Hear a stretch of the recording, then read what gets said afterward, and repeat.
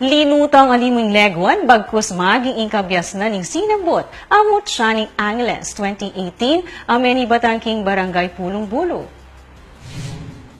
Ing 18 anyos ay Mary Ann Felker ing may koronahan bilang bayong Mutya ning Angeles. Megsilbi ang crowd favorite ni Felker kay Ibat ning diretsyong apakibatan ing kutang nung nanong social issue ing layon ng tututukan nung sakaling asungkit ing titulo bilang Mutya ning Angeles.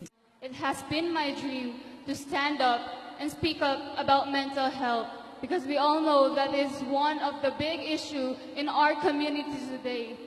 The thing is, people tend to not see the truth behind mental health. But we all know that this should be taken as important as physical health.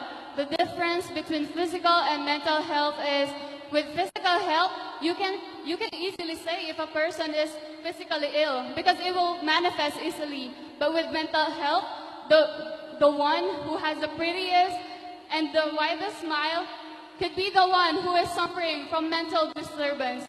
That is why, if I ever win Mutya ning Angeles 2018, I will use my voice to speak up about mental illness because I know the feeling of not having anyone to talk to. So now, we will raise awareness together so that the world, or those who suffer from mental disturbances, will have someone to lean on from now on. That would be all. Thank you and good evening.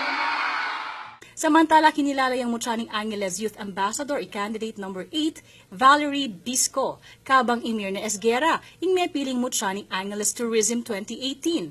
Ang pong i-Felker ing menuli king korona ning Mutya ning Angeles.